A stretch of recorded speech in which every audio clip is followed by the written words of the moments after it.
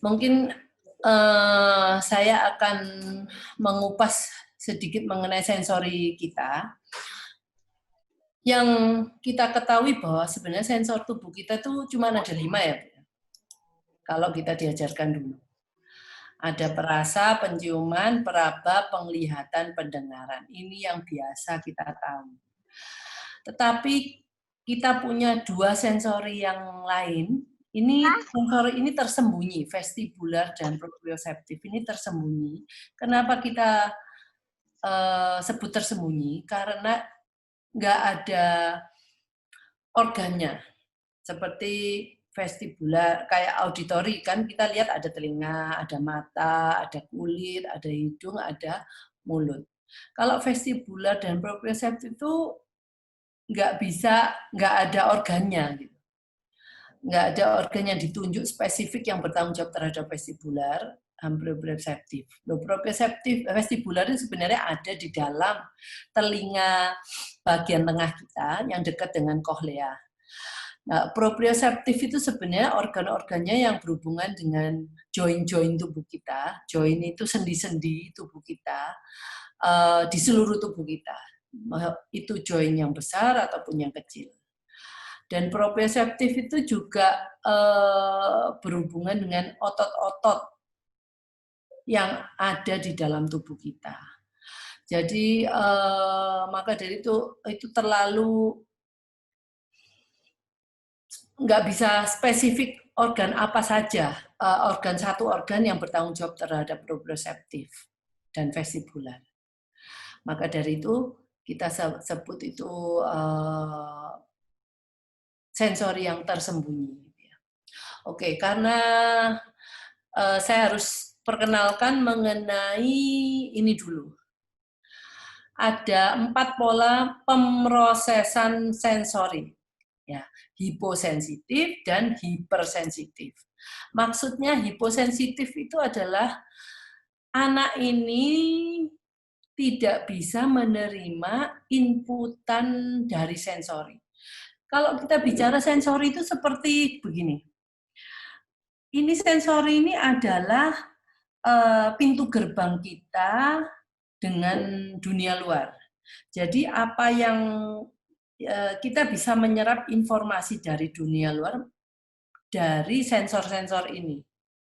Maksudnya sensor kalau ada kita makan, nah kita dari dunia luar kan kita memasukkan makanan, nah kita bisa merasakan sesuatu dengan organ di dalam mulut kita, lidah, ya.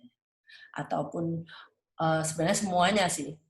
Nah, kalau penciuman juga, kalau ada bau di luar tubuh kita, kita bisa mencium dengan hidung kita. Kalau meraba, itu kalau kita mungkin dicubit, kita bisa merasakan rasa sakit. Nah, itulah meraba. Penglihatan juga kita melihat sesuatu yang ada di depan kita dan pendengaran kita yang bisa kita dengar. Mungkin saya terangkan 5 dulu, nanti vestibular dan proprioseptif kita terangkan pada waktu pas kita membicarakan hal itu.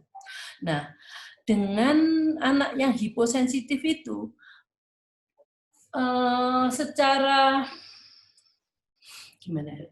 Cara anak ini ada di tengah-tengah inputan sensori itu, tetapi dia tidak bisa menerimanya dan otak tidak mengetahui hal itu. Jadi dia mungkin ada di depannya mungkin atau mungkin Anda berikan makanan yang rasanya manis, tapi dia tidak terlalu merasakan manis itu.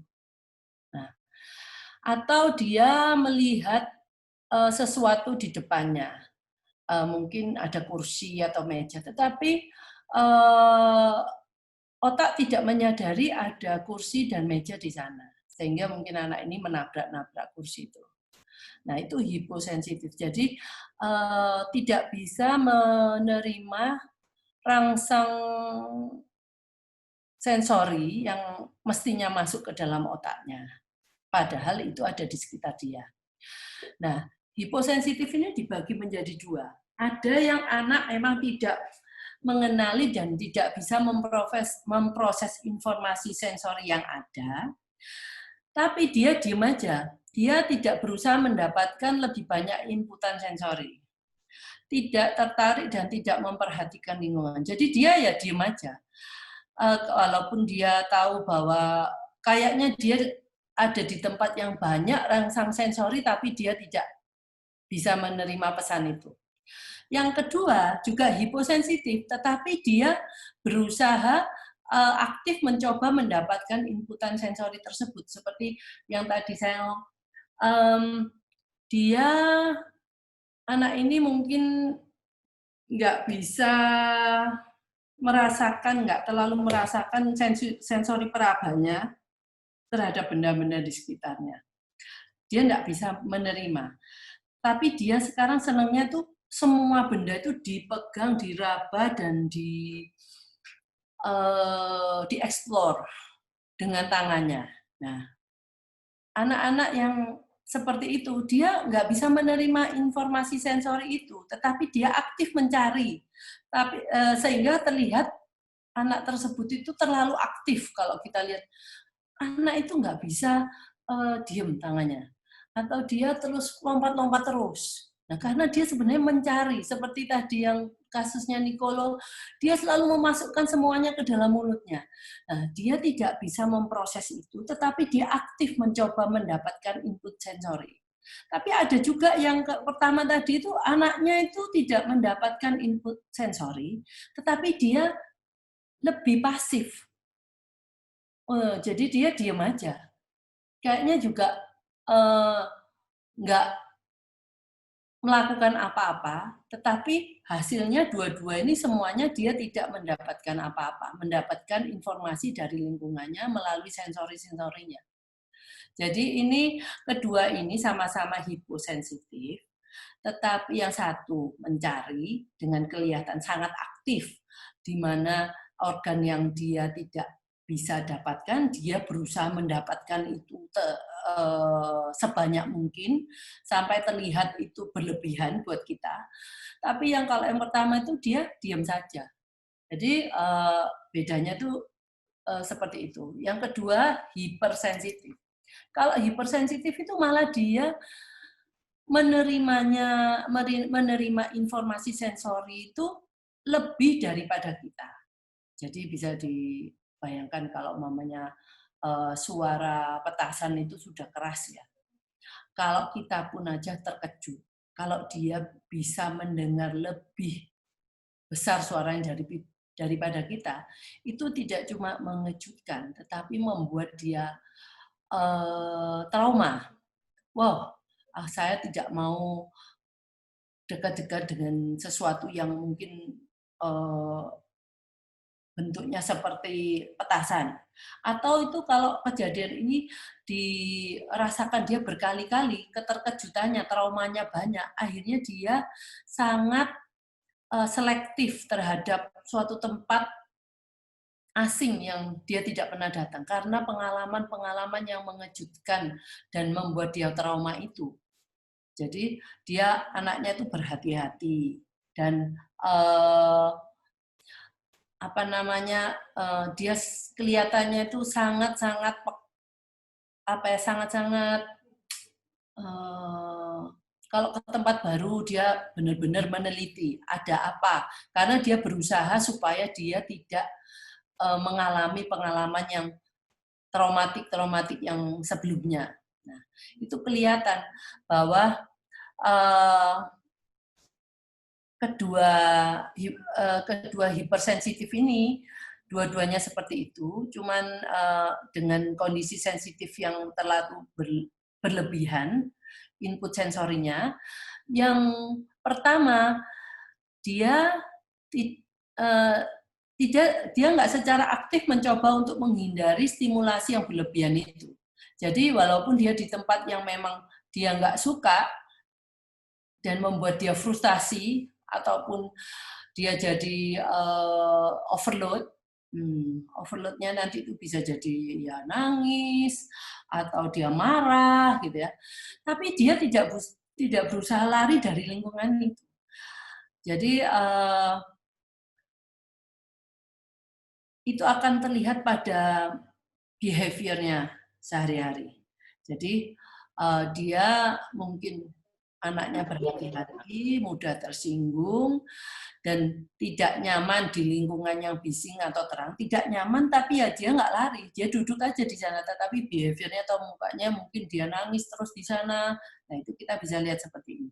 Yang satunya lagi juga hipersensitif, tetapi dia mungkin bisa lari, melarikan diri dari lingkungan yang bising dan sibuk itu. Atau dia menutup telinga saat terlalu stimulasinya terlalu berlebihan. Atau dia berusaha mengambil sesuatu dengan seperti anak-anak yang sangat sensitif terhadap indera, akan mengambil sesuatu dengan cara menjimpit gitu ya, menjimpit dengan dengan jari-jarinya. Jadi sebisa mungkin impactnya dengan apa yang dipegang itu sekecil mungkin. Nah, itu dia menghindari sentuhan-sentuhan seperti itu. Oke. Nah, dari hipo dan hiper ini, Ibu harus tahu, para orang tua harus tahu, karena nanti setelah kita membicarakan sensori, per sensori ini, tiap sensori ini ada hiper, ada hipo. Jadi Ibu dan Bapak sudah tahu kalau saya ngomong hiper atau hipo itu adalah sensor terhadap anak ini apa, berlebihan atau kekurangan. Oke, jadi saya tadi karena ada banyak problem mengenai problem di dalam oral motor, mulut ya. Jadi saya bicarakan pertama mengenai sensori perasa. Perasa itu di dalam mulut kita, yang berhubungan dengan makanan yang masuk ke dalam mulut, atau alat-alat makan. Karena kadang-kadang kita makan juga kita pakai sendok, sendok juga masuk ke dalam mulut atau berhubungan dengan bibir. Jadi itu juga bisa membuat respon anak-anak terhadap inputan yang dimasukkan ke dalam mulut. Jadi perasa itu adalah pemrosesan sensorik untuk rasa. Juga dikenal sebagai pemrosesan sensori oral, adalah cara otak kita memproses informasi dari mulut dan pengecap kita. Sebenarnya ini bukan cuma rasa kalau untuk masuk ke dalam mulut. Bisa rasa, bisa tekstur. Tekstur itu bentuk dari apa ya, seperti kalau mamanya nasi itu bergranul ya, berbutir-butir bentuknya. Kalau mamanya kita makan nanas, nanas itu ada lubang-lubangnya gitu ya. Nah, itu adalah tekstur dari makanan. Yang satu lagi juga adalah suhu dari makanan yang masuk ke dalam mulut kita. Itu juga ada anak-anak yang nggak suka rasa hangat atau dingin. Dia maunya yang makanan dengan suhu ruang. Tetapi ada juga anak-anak yang hipo, biasanya suka dengan yang dingin dan yang hangat.